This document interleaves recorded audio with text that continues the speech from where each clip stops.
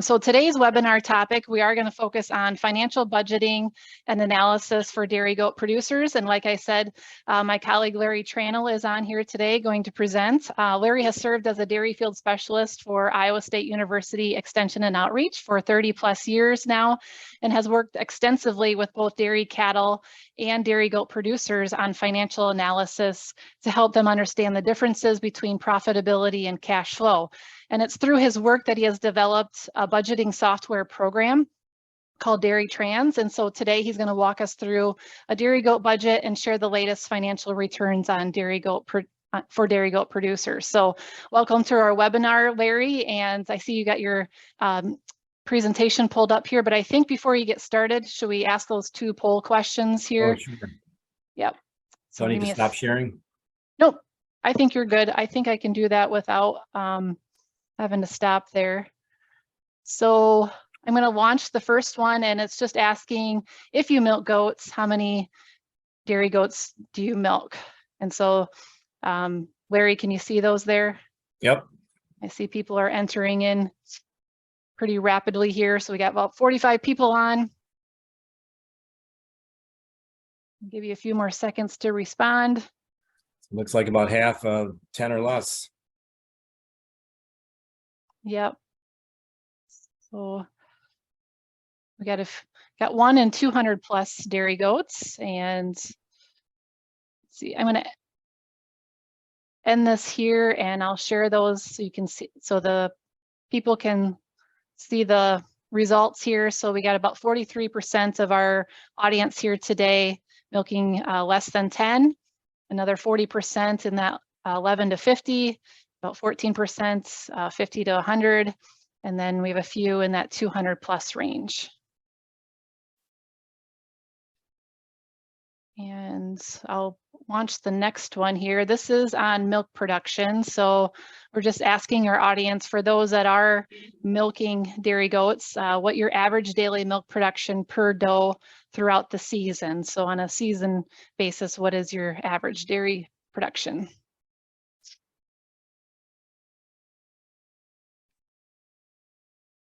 It's pretty rapid fire here, Larry. That is. They're coming in.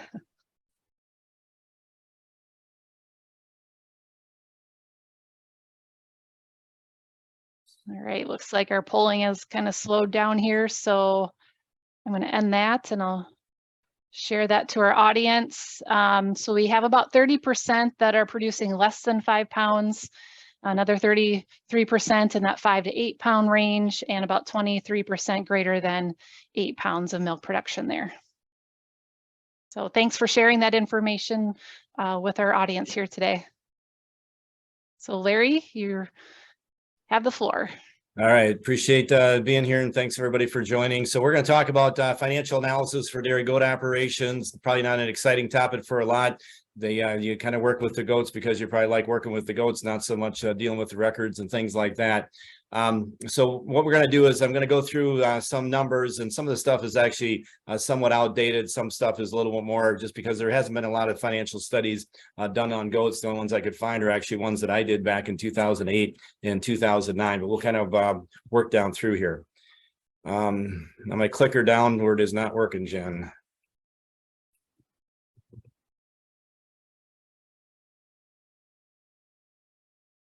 There we go. So when we take a look at how do you manage dairy farm finances on goat farms, there's just a lot of different ways that people want to manage them. And there's a lot of different thought processes that people have in their minds. And so I'm going to try to bring those together, I guess, in a sense, so we can try to understand a little bit easier. So I like to, like I said, I get excited. I kind of get electrified when we're looking at dairy profitability. The past few years hasn't been so much fun with the downturn of the dairy industry, both with goats and cows. But one I want to mention is that when we take a look at profitability, a lot of different ways we can look at it. So in the with this net income right here, there's 91 cents per hundredweight. This is actually on a dairy cow farm, but the same thing is going to translate to dairy goats. We can take out the equity. So some people don't like to, take a charge for the equity that they all actually own in the operation. So either the bank owns it or you own it. And that equity charge, sometimes they don't like. We've got other farmers that don't like to pay themselves any labor. and they don't like to pay their equity either. So we can actually look at it that way as well. And sometimes people just want to look at the equity, but they don't look at the minus the unpaid labor. But in order to do a full cost of production per hundredweight, we need to put a charge to the unpaid labor and also the unpaid equity that that producer owns, maybe at a 4% charge across all the assets as we take a look at that. So our goals for today is, first of all, I'm going to share with you a profitability equation that I tend to use quite a bit. We're going to show a financial study on dairy goats, which again, it happened in 2008, 2009. I'll try to extrapolate to some of the things happening a little more currently. We do have a more current dairy budget. But as inflation has hit in this last year, I don't have the records put together in 2022 to see what some of that inflation actually did on the farm. And then we'll look at that trans software that Jen had mentioned, and then we'll look at some profitability measures, and we'll finish up just with some cash flow and profitability. And I spent quite a bit of time there, maybe not so much in this presentation, but a lot of farmers get confused about what cash flow is and profitability, thinking that if it cash flows, it's going to be profitable. And I can guarantee in my experience over the last 33 years working in extension, that is not always true. And a lot of times it's not true. So here's where we're going to focus on the profits. And I know this is a busy slide. This is actually the, I try to correlate this to a golfer who wants to try to be successful about profitability, is actually trying to get that ball in the hole. Okay, so the price, so that profit is that where we're going to go there. So the price is kind of the driver. Okay, so depending on that driver, how far, just we want that price to go up, and sometimes it'll go down without a doubt. The pond is kind of our cost. Okay, so those are some of those things that are kind of sunken in there, and it's a place we don't want to go if we don't have to. But a lot of people focus on just avoiding these costs. And they don't really focus on the profitability. And as producers, I think it's the most important that we focus on the profitability of the farm, not focusing on minimizing the cost of the operation, because those two don't always go hand in hand either. And then the last piece of this is just volume. So, so basically, price minus cost is depicted by our operating profit margin. And so in that price minus the cost, so whatever you get paid for your milk, say if you're getting $40 a hundredweight for your milk, and you subtract out the cost, the full cost of production, including your labor and your equity and all, let's say, inventory adjustments and things like that that happen throughout the year, you get a full cost of production. So that price minus the cost is actually your operating profit margin. So it's basically, if it's at, say, 33%, it means that for every dollar that you take into that operation, they're giving you back, you're keeping about 33 cents on the dollar in your pocket just for pure profit. So it's a very important one to know. And then with the volume, if you're making, say, $1 per hundredweight, and that's a big difference if you're milking 50 goats at $1 per hundredweight versus milking 250 or 400 goats at $1 per hundredweight profit. It's kind of that volume type issue. So that profit equals price minus cost in parentheses times volume is definitely an equation that I try to put in every dairy producer's head, because it tends to be pretty important for us. So I'm going to go back into 2008, 2009. I worked with the Wisconsin Department of Agriculture, and we did a profitability study on about 10 dairy goat farms, or I think we did 10, but there's only 8 that had usable data. So the financial measures back then were actually quite low, and I don't expect them to be that much improved if we're going to take a look at data nowadays. So when we take a look at 2 of the farms in the study were profitable, and even though they showed relatively low return to unpaid labor and management. And so that's why I tend to say it's important for us to take a look at how much we're making, unless we're just doing this for psychological income, where basically we're just doing it for the fun of it, which quite a few people tend to do that. We've got a lot of other enterprises in agriculture that people tend to do for the fun of it, for the exercise, being out in nature and things like that. But bottom line is that the average break-even cost of production significantly higher than the average market price for goat milk. Okay, and I think that still holds true today, because those costs back then were actually in that $45 to $49 a hundredweight, and you're only getting paid like 33. And I know now the milk price tends to be a little bit higher for most, especially here in the Midwest where I'm from. One of the things that came out of that study is the pounds of milk per doe didn't show a lot of difference between the average herds in the study and the top 20%. Okay, so sometimes we'll actually see this in dairy cow herds as well, but there tends to be a correlation between production per doe and profitability. It's just that sometimes when you deal with small studies, it doesn't always show up in each and every study. So genetic gain, I guess one of the things that we learned from that study back in the day on the financial basis is that there's a lot of, hate to say them, dog genetic type things in the doe industry, but they're just basically a lot of does out there that don't have very good genetic potential, yet we're trying to milk them and trying to make money off of them. And so that genetic gains since then, the last 10, 12 years, I think we have done a pretty good job, but it's not like a dairy cow where you can pick out just about any dairy cow and it's going to milk pretty good for you. The dairy goat hasn't received a lot of as much as AI and just the long-term impact on the genetic potential of it. So again, the profit equation, you'll probably see that more than a couple times today, but it's a pretty important piece of it. So those herds had a return on assets in the top 20% at 17.3, which is extremely good. And the operating profit margin for those top performers at 19%, which means they were keeping 19 or 20 cents on the dollar for every dollar that they took in this dairy goat operation. You multiply those two things together, the asset turnover ratio, I guess that was 74.8%. And the way to think of that is that it takes 1.5 years with that kind of an asset turnover ratio to pay for to gross enough income to pay for all the assets on the farm. Okay, so again, that's the volume part of the equation. So you multiply the 74.8 times the 19.3, and I suspect you'll get something around 17.3. So again, those top 20% of the herds actually did quite well. So return on assets and operating profit for the average one, though, was negative, and I still tend to say that for the average dairy goat operation that we have, it probably still is somewhat negative. The turnover ratio at 29, so if it was 25, you'd gross enough income to pay for it in 4 years. If it's 33, you'd gross enough income to pay for it in 3 years. And so they're kind of right between there, so about 3.5 years probably.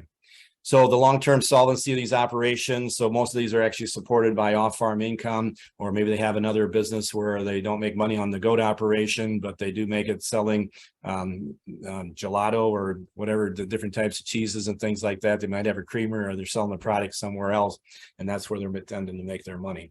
So the average versus the top producers, they received 32.30. But their average cost of production is 49. I just wanted to show that slide because there is a big difference between the average cost of production and what people are actually getting paid for their milk, I would tend to say. The top 20% received even less than the average ones, but they had a cost of $28.61. So the bottom line here is when you take a look at finances, and I just see this in the dairy operations with the cows as well, is that most producers do not know their cost of production. And so it's hard for them to decipher if they're making money or not, but that's kind of the goal for today. The top 20% had a net profit after labor and equity, so the stuff that a lot of people don't pay for. So the unpaid labor and the unpaid equity, so they still had a profit of $3.18 per hundredweight. So again, bottom line is that dairy goat production can be profitable, but on average, it probably is not. These are just some data type things. I just want to put that in your handout as well. But the bottom line way down on the bottom of the screen is that the return to labor on this average operation was about $26,000, or they're making about $130 per doe in those operations.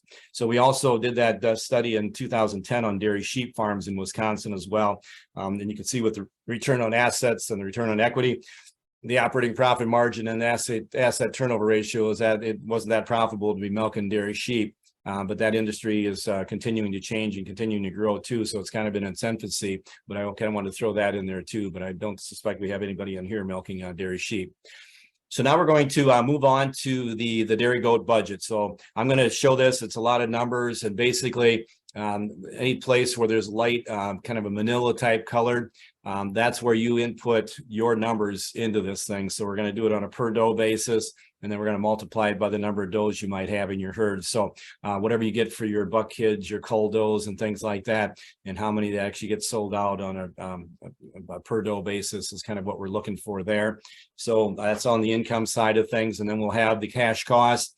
And when we take a look at the expenses, and these are somewhat estimated from about 2019 or 2020 numbers, so we can kind of update that, but forage prices have definitely escalated. And so wherever you're at, whatever locality you buy your feed in is going to change that. But so it's basically kind of an example of what we want to do. So basically a budget is going to be all your incomes and expenses on an annual basis. And again, we do that per doe, and we can also do that for the total herd.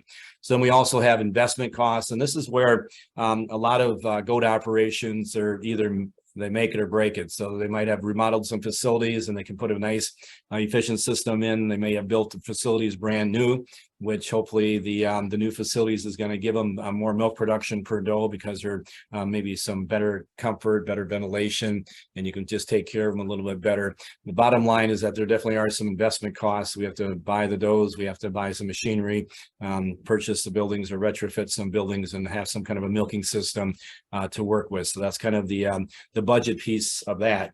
And basically, labor rates have undoubtedly in the last year or two really shot up.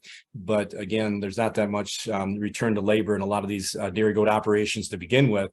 And so I still have it at $10, about 18 hours a doe. But again, you can kind of cross compare that. So if operations, and again, a lot of this data came from say 2020, basically would show that, yeah, we can still make money milking dairy goats in the Midwest, especially. And I know there's quite a few in California, but between California, Wisconsin, and Iowa, probably, I'm not sure what percentage of the dairy goats we have, but those three states are definitely our top three. So managing dairy farm finances, just a couple terms to deal with. So profitability is that we want to not only cover our costs, but we want to try to accumulate wealth. Okay, so that's what I'm talking about when I'm talking about profitability. We want to make money over and above our costs. So solvency is one term that we don't always hear. We don't want to lose money. We want to avoid those losses and avoid wealth reduction. And so when you talk about solvency and say you have a net worth of $250,000, that's kind of how solvent you are, because you're about $250,000 between before you run into bankruptcy with it. So liquidity is like in the next year or so, you basically have some incomes and expenses, but these expenses need to be paid for. And so how liquid, so your feed tends to be pretty liquid because you can sell feed, you can sell this, you can actually sell cull does and things like that. So you can actually liquefy a lot of your assets pretty readily in the next year or so to work with it. And then the fourth one I always put in there, psychological income. I don't care what kind of agricultural enterprise we have, is that some people just don't seem like they care if they're making money per hour or not, or if their assets are getting paid anything, because they're doing it because it's a livelihood, or they just like it. It's exercise for them. It gets them out of the house and this, that, and the other thing. And they just like working with goats. And there's no judgment to me on that, because I've used to milk goats myself and I quite liked it. Someday I think I'll probably try to get a few more back just because that psychological income factor, just because I like them. So when we take a look at dairy farm finances, the biggest thing we try to do is try to look at the strengths and weaknesses of people's business financially, which goes into their production as well. And so I can actually identify a lot of things that might be happening by looking at these two sheets of paper, maybe even more so than you who's worked on your farm for the last 15, 20 years. So we want to take that data, we want to turn it into information, and we want to use that information to make some good informed decisions about trying to prove profitability. So to do that, we can use your tax records that are on cash basis, but we also need a balance sheet beginning and ending of the year, because bottom line is that we need to adjust for those inventory changes in doe inventory, changes in feed inventory, machinery depreciation, maybe some accounts payable that should have been paid that weren't paid, or some accounts payable or receivable that somebody should have gave to us, but we just didn't quite get yet. So all those adjustments, if we're going to do an annual financial analysis, is important, because bottom line is number 4 is what we want you to know: your cost of production and your relative per person, per acre, and per doe efficiencies. And so we can actually skin it down in a couple different ways. So in order to do a financial analysis, again, some more background here, you need a net worth statement. So a net worth statement is basically, it's a snapshot on January 1st, if that's your tax year.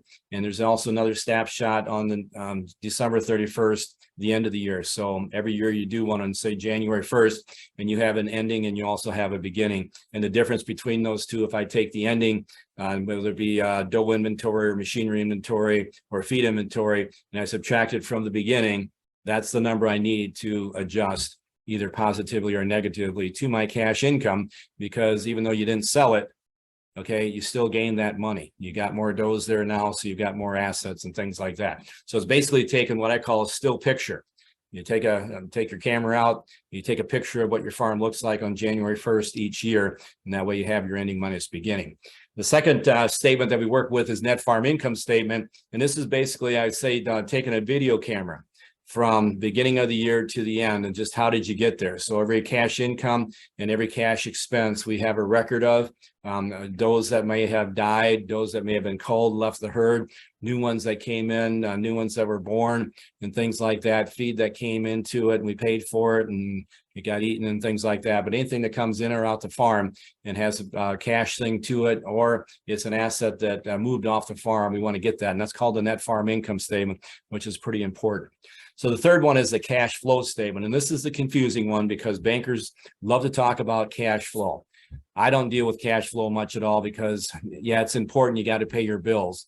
But I want to first make sure that you have a profitable farm, and we work on the profitability of that farm, and we'll try to figure out how to get it to cash flow after we know it's profitable. And if it's not profitable and you just have some questions, do you really want to go through all the work and things like that if it is not profitable? But that's basically both a farm and a household type thing, more of a personal expense type thing, because all those sources and uses of cash that could be from the farm, they might not. But I'll show an example of that a little bit later on.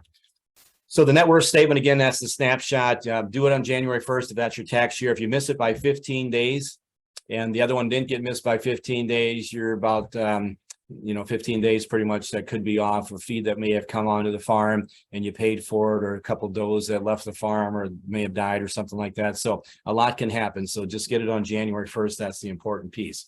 So basically assets on the left side, liabilities, the debts that you owe on the bottom side. So you basically want to figure out what the net worth is on this operation. And so basically the 57% debt to asset ratio, the net worth of 281, that's your distance between right where you're at in bankruptcy. So I think it's important for us to know that, and that'll be calculated if we work with your assets and things like that. So this is again, the profit equation. So I'm going to just kind of move through there, but there definitely are some goals that we have, and you multiply the two together and you're going to get your return on assets.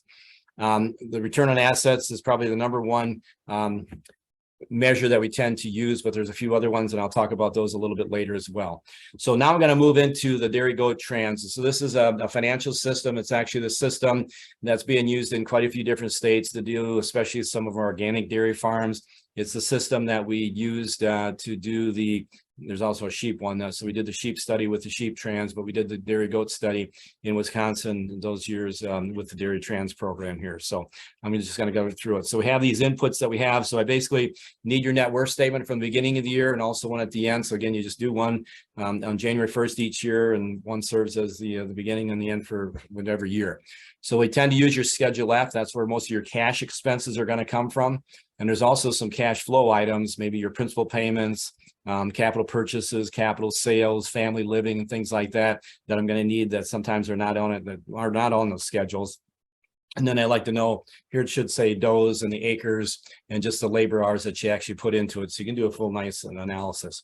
So the output then is that we will calculate for you a net farm income statement, a net worth statement, a cash flow statement. You'll get cost of production with I think there's about 80 different ratios and benchmarks into this, and just the efficiency of resource use, again, on a per dose basis, a per acre basis, and a per labor hour basis as well.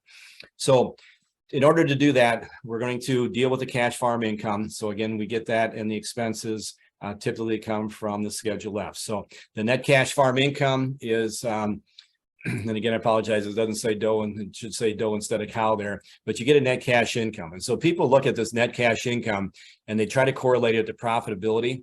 And I tend to say that it's kind of like looking at a basketball game of who won the game after the first quarter, because there's so many things that have to happen here yet before you get a full cost of production to know even if you made some money. So you could have a net cash farm income of a positive $50,000. And I don't know if you made money or not, just because the assets and some other things. So then we go to actually adjust this for inventory. So the accounts payable, some prepaid expenses, feed, livestock inventory, depreciation. So that could negate $50,000 just in and of itself. But that's going to give you the net farm income from operations, the NFIFO. So I correlate this kind of to the second quarter, say at halftime of the basketball game, because basically there's still a lot of things that could happen. Even if you tell me you're positive $50,000, I'm still going to come back and say, well, I don't even know if you made money or not. Okay, so you got to do a full cost of production if you really want to get down to the nuts and bolts of the profitability of an operation. So the assets are listed here. So anything that's blue font on white are basically the assets. And so we'll ask you about feed inventories and what the price of those feeds and things like that are. So that's going to be on the current assets. And then the non-current assets, so the number of does and doelings, goats, bucks and things like that, what their fair market value was over here in, if I get my cursor working, in this territory over here, machinery values. You might have some co-op stock, you might have some land that's owned, what the value of that is. And so basically it's going to take a look at both current and non-current assets, and then we'll finish up with liabilities. But the thing about liabilities is that I usually do not even collect liabilities when I do a profit analysis, because a lot of times it's hard to get your hands around. So I can probably do a good profit analysis in about 40 to 45 minutes. And if I have to deal with a lot of people's liabilities, and sometimes they're 6, 8, 10, and they may not know exactly what their interest rate is or how much they paid on this loan versus that loan, it can take me sometimes 2 and 3 times as long a time to do a profit analysis with including the liabilities. So instead, and then I like to do this because I like to compare farms, I will just charge all the assets 4%, which makes it a lot easier for me to compare your farm to somebody else's and put those farms into a study, because I've kind of equalized or minimized the effect of what debt loads actually have in the operation. Okay, so again, that's a big cash flow issue because of the principal payments, but basically that's kind of what's happening there. So those are the liabilities. So we come up with an owner's equity and how much has changed from the beginning of the year to the next. So then from the Schedule F, and this actually looks a lot like a Schedule F, we'll get all your milk incomes and all your other types of incomes. We'll go down through there with the same thing with the expenses. So again, you input anything that's a blue font on a white background. And so that looks a lot like a Schedule F. And so we'll also collect some cash flow information.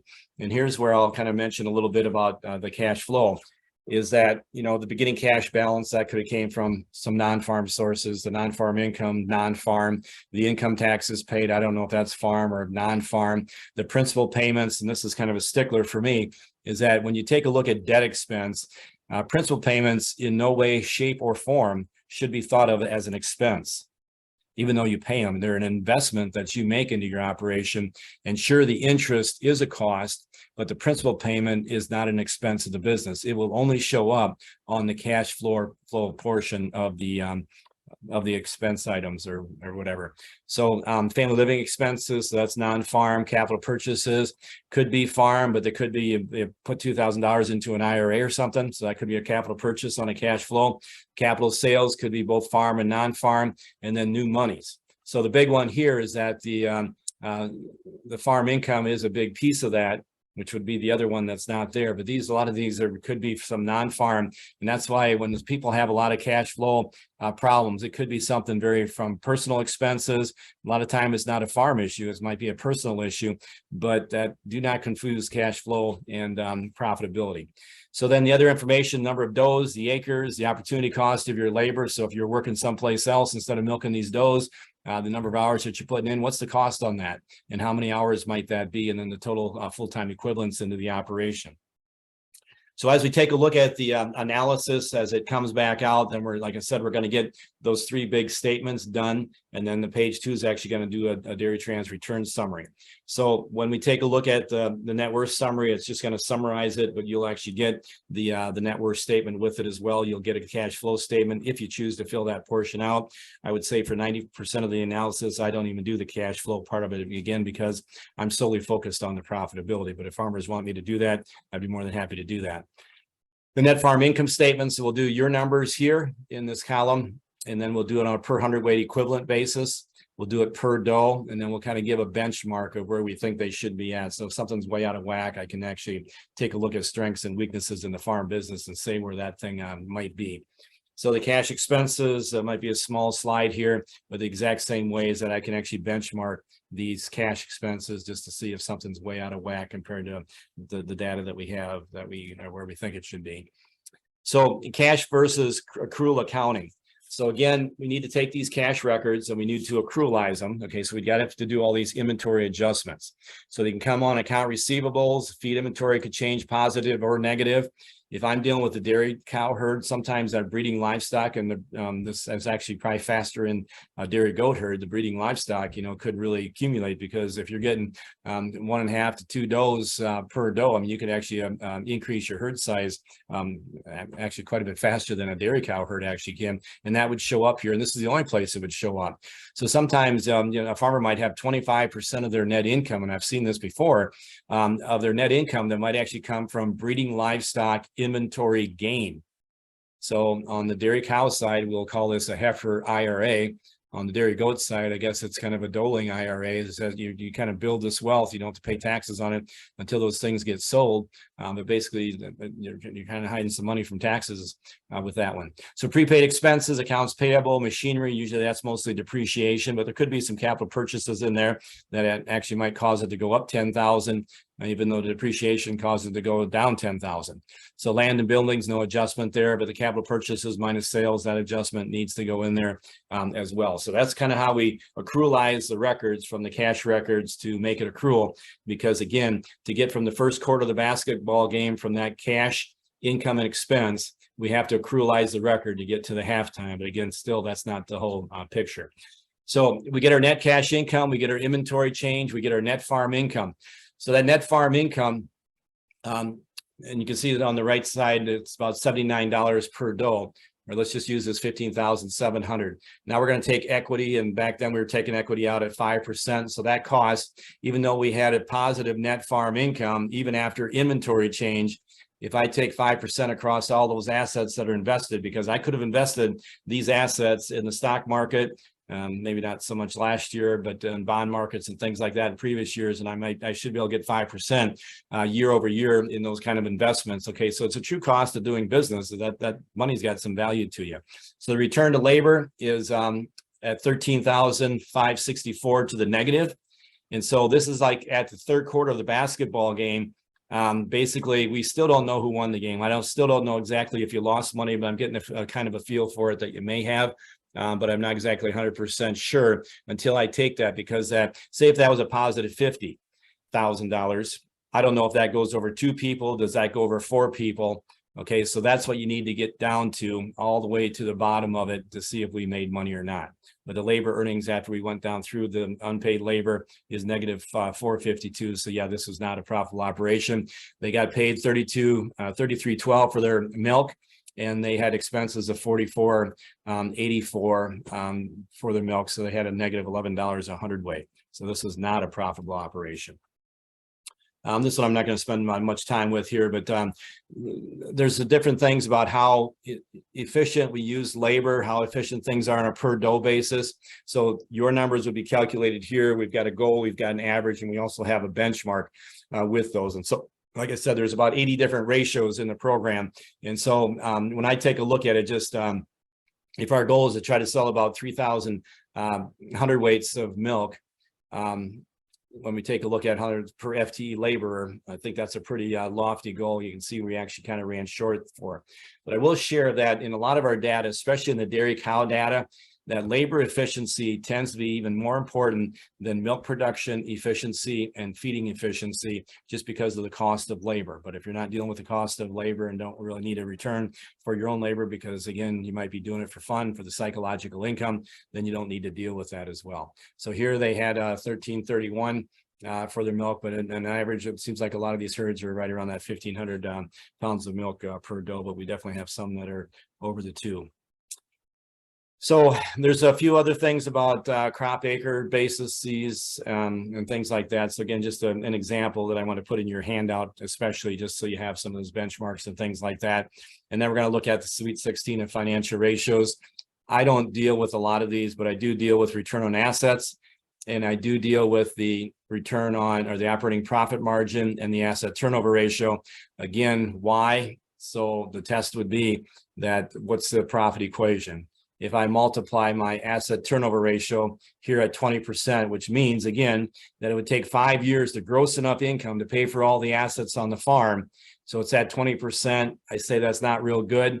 The operating profit margin was a negative 9 cents on the dollar. So for every dollar that the co-op or wherever we're selling our milk gave us for that milk, they gave me the $1 and I gave them 9 cents back. Okay, so it's actually negative that we're actually paying some of the money back. So it's kind of for the pleasure of, again, milking the goats. So the profit performance status in the bottom right-hand corner is poor, but all these other ratios, we can take a look at them.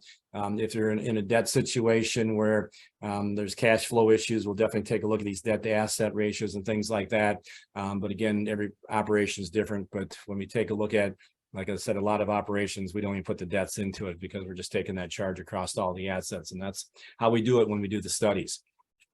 So now we're getting back to the profitability measures. So how do you measure profitability? So I tend to say these are the 3 big ones that I tend to deal with. The number 1, even though it's number 3 here, it'd probably be rate of return on assets, again, which is that operating profit margin times your asset turnover ratio.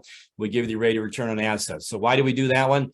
Because it kind of marries the net worth statement and it marries the net farm income statement, those 2 most important statements. It marries them kind of into one and gives us a return for what we're actually doing out there.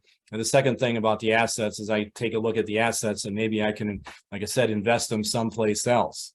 So I've got a comparable that if I'm making 6% here, but I can make 12% in my stock market, do I really want to invest this money in the goat operation? Again, if profitability is my main focus. So the same thing happens with return to unpaid labor hour number 2. Is that I've got a labor market that I can compare to. So if I say that I'm making $10, $12 an hour milking goats, but I can make $40 an hour doing some other job. Okay, so you want to cross compare working with that. So I've got dairy farmers that might be making $100 an hour. I've got dairy farmers that are making another negative $10 or $15 an hour. Okay, milking cows. There's that much variability, and a lot of them don't even know it just because they're working on cash flows. As long as there's money in the checkbook, they think that's all their problem. So there's a lot of people out there thinking they're making money that are not making money, and I can guarantee there's a lot of people out there that don't think they're making money that actually are making money. Okay, just because of that cash flow profitability confusion in a lot of people's mindsets. So the last one is the cost of production, the number 1. So if you're getting paid $38 a hundredweight with full cost of production, with cash records that are accrualized, inventory adjusted, and then we take out the unpaid labor hours or and also the equity charge, and we come up with a net return per hundredweight equivalent. So all costs included, including all that labor and all that equity, and I can come up with a figure. Am I losing $1 per hundredweight? I'm making $10 per hundredweight. Okay, so that's kind of why that profitability is pretty darn important. So I say it's the best to use a combination of all those, because sometimes if I have a study of 10 farms, trying to figure out which one's more profitable, somebody might have the highest return on assets, but somebody else has the highest return unpaid labor hour, and still a third might have the lowest milk production cost per hundredweight or the biggest net. Okay, so you have to kind of balance all 3 of those, and it's nice to see what all 3 of those are. But again, within studies, and I'm putting them in top groups and medium groups, sometimes I have to take some pretty detailed looks of all these different measures just to see which one I think might be more profitable than the other. So profitability and cash flow, so they tend to be related, but they tend to be related opposite of what most people think. So those farms that tend to be profitable will tend to cash flow in the long term. But those farms that have high cash flows, okay, there's not always that correlation if they're profitable or not, because they might just be low debt. They might have a lot of non-farm income coming into the operation. They may not be accounting for their own labor and things like that. Just a lot of things they might not account for. So if they don't have high debt, they don't have those big principal payments, which again would only show up in the cash flow. So it's pretty unique and to each farm, and it's highly variable whatsoever. So profitability undoubtedly is the most important way for us to make decisions and try to make comparisons, especially between farms. So cash flow does not equal profitability. So again, beginning cash, I went through these. All these are so non-farm related, but they have to go into that cash flow if a banker is going to give you a loan. So sometimes they might put more stock that a spouse might have some off-farm income, even though the farm operation itself is kind of losing money. They may still give you the loan because of a spouse's non-farm income. If that's where you want to put your money, that's where you want to put the money. So again, the net farm income is a big piece of that as well. And most farms that are farming full-time, a lot of goat operations are kind of on the sideline, but basically cash flow does not equal profitability. So Jen, I think there's 2 more poll questions that maybe we could throw up there now. And these are going to be kind of a test to see how well you listen. Sounds good. Let me see here. All right, so your first question there, Larry, was if a farm cash flows, then it is profitable, true or false? So we'll give people some time to answer.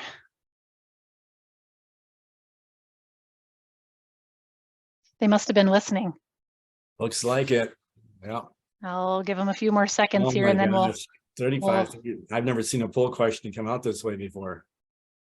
I think we got about 70% of the people have participated. So I'm going to share those results. Yep. So is that right, Larry? So do they all get A pluses, or I mean, how do you reward these people from all Uh, over? Right. Okay, so yeah, definitely right. So again, when farmers talk cash flow and a lot of bankers, I tend to say have a difficult time actually doing a profit analysis, but they are very good at doing cash flows and very good about dealing with assets, because if something goes belly up, they need to be able to protect those assets. So I think that's an important piece of it. Go ahead, Jen. Oops. Yeah. So your next poll question is on profitability.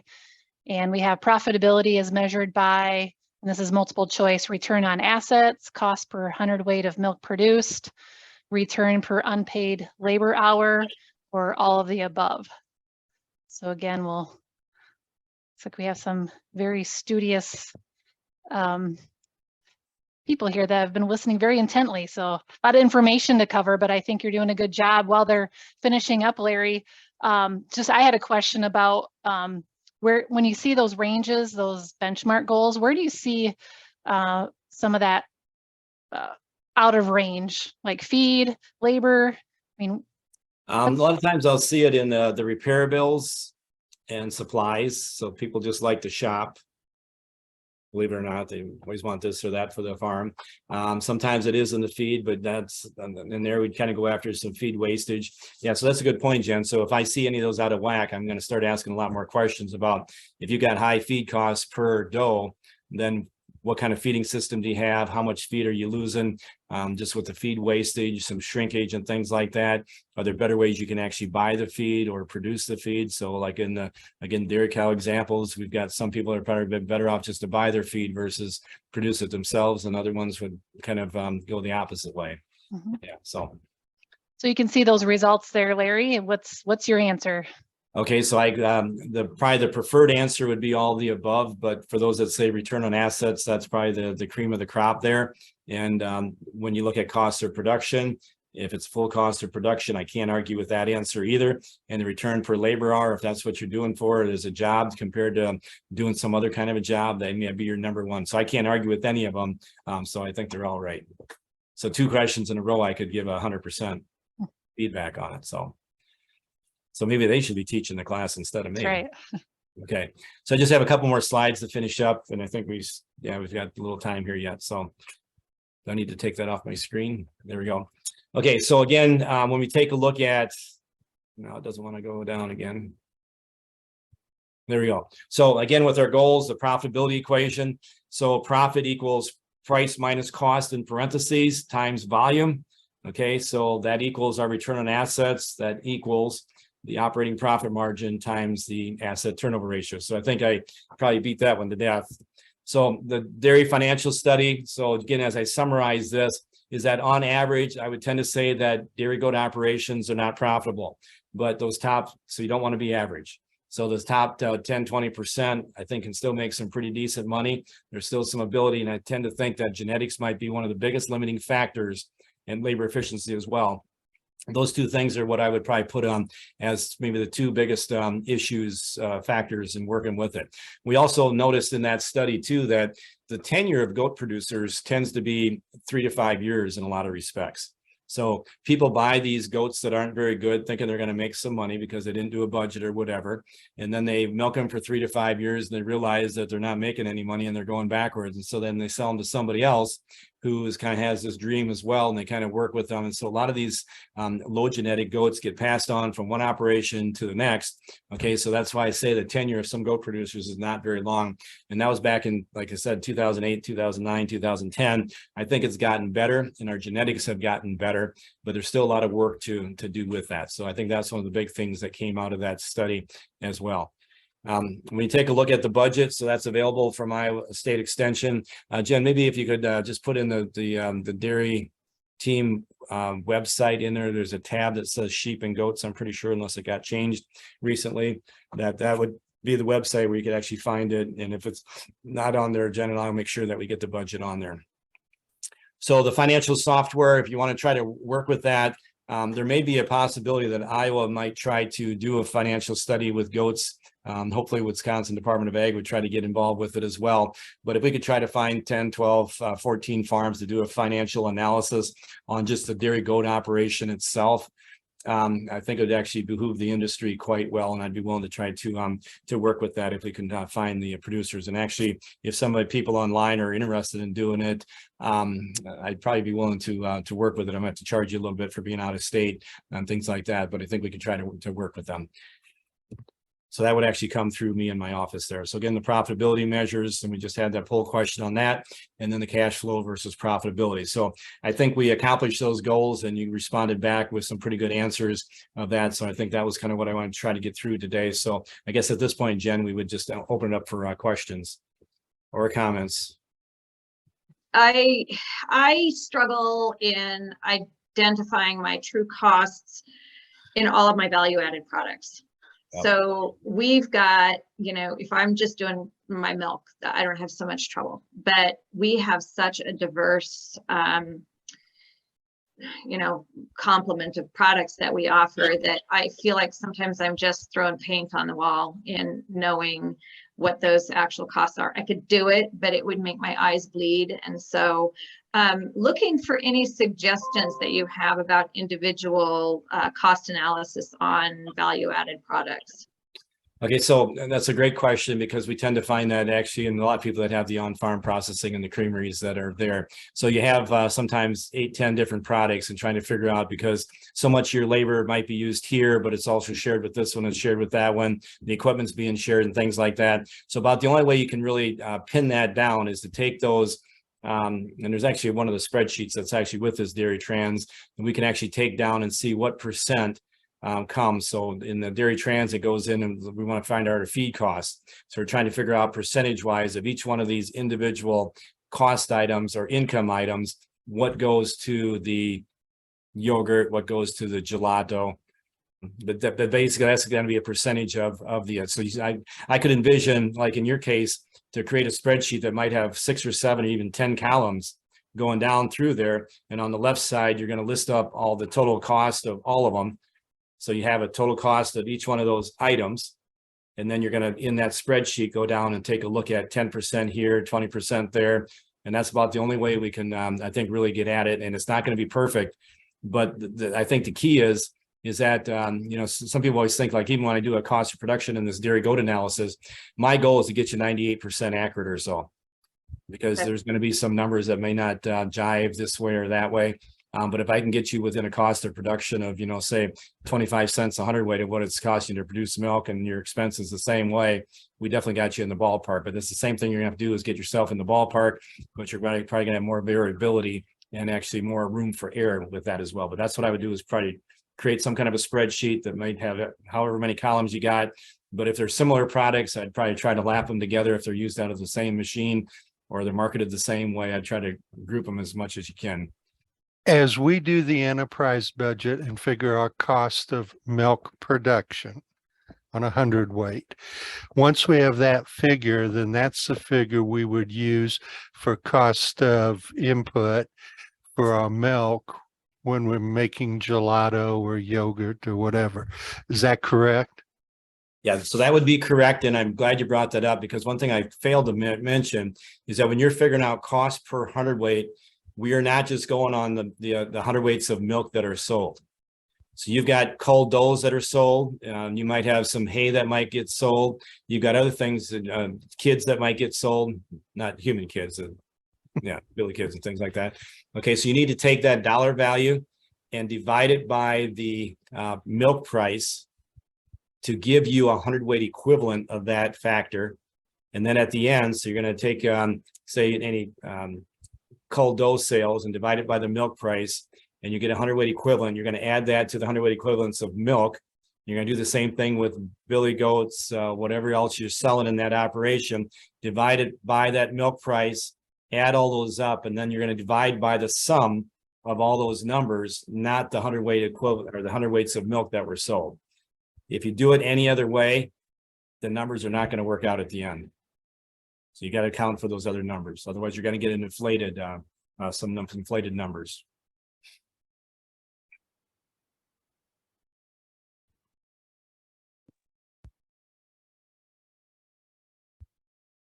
Anything else? Hi, my name's Tanya, and I had a question. Actually, it's about the gelato. I'm sorry, I don't know who was making gelato. Is somebody making gelato? Lori is. I'm an expert consumer of it. Oh. Lori's an expert maker of it, but you can ask the question. She's online here. I'm sure she doesn't. Okay, so yeah, I was actually just trying to figure out how to even find a semi-good recipe. That's awesome. Lori, A lot of trial and error, I'm afraid. So we were very fortunate that we have a large network of folks. I was actually presenting at a regional SARE conference, and a lady that was a food scientist Okay. was at my presentation, Mhm. and she developed a gelato recipe, and then years later we actually intersected as she was retiring, and she gave me her recipe, and so we tweaked her recipe for what we wanted. Okay. And then we've got a food science lab here through Oregon State University, and we used their technical help to identify some of the things that we thought were pain points in the recipe, you know, the mouthfeel and the freezing. The equipment investment was pretty steep for our little operation, but it has paid off, because again, gelato is like, you know, when you're expanding your milk instead of compressing it like you do with the cheese. So it's we actually were able to pay for our equipment in a year and a half with our gelato sales. So the batch freezer was very expensive, about $20,000 for that, and the blast freezer, both of which we felt like were super important pieces to do this right, but we already had a pasteurizer, vat pasteurizer for our cheese. So we probably have about $100,000 in equipment for that particular cost center. Yeah. Profit center. We want it to be a profit center, but we were really, actually it was luck. And, Right. and I'm happy to share that with people as well. So if you want to get in touch with me, I'd be happy to share what we do in our restaurant. Yeah, so I think that's one of the things I would kind of mention is that the value added may be a great opportunity, probably even more so for goats than it might even be for dairy cows, just because a lot of those products aren't as near as accessible in a lot of local markets. So the second thing I was mentioning, like when you're talking about gelato, the thing that's going through my financial mind is that you are increasing your asset turnover ratio when you say that this product expands. So that's a good answer there, Lori. And then the other thing is the operating profit margin tends to be pretty high if that's kind of your go-to thing like that. So when you look at profit centers, like that one slide that I had that people always focus on these costs, you got to focus on the profit, because I don't care how cost it is. If it's a high profit center, you should be willing to put those costs into it. And sometimes it's an investment cost and you might not reap it for a couple of years. So you got to be able to cash flow it. So I can talk out of both sides of my mouth about cash flow. It's important and you got to get it done. But it's not the important driver, and those costs are not the driver. That profit's the driver. So appreciate you sharing that. Anything else? I have a question. I have a degree in accounting, so the whole financial statements and things like that's not such a struggle for me. But what I'm mainly interested in is there somewhere where I can gather just specifically the benchmark information? I want to be able to compare my performance with other people that are doing the same thing and kind of be able to see where I'm at. Is there anywhere I can go to just get these benchmarks without having to wade through a whole bunch of other stuff? Okay, so the only bench, when I scoured the internet, the only stuff I found was actually the stuff I did in 2008 and 2009. So maybe part of the group would actually want to consider just the thought, if I could get 8 or 10 or 12 of people that are part of this Dairy Goat webinar that would like to do a financial analysis. It's something you almost have to create, and I would have to take a look at the data and kind of create those benchmarks. But the reason I would say that is that I can do that without having to collect anybody's debts. And so your numbers would never be shown with a name on it. So the only person that would ever see a name in the numbers would be myself that does it. And so anytime a data set gets shared, there should be at least 2 or 3, probably at least 3 farms that are actually a part of this so that the data gets meshed together so nobody can identify where this data came from or whose it is. So I think I just found my first volunteer. Maybe. But that's the only way we can get it, because like I said, I can't find any other studies. Okay. All right.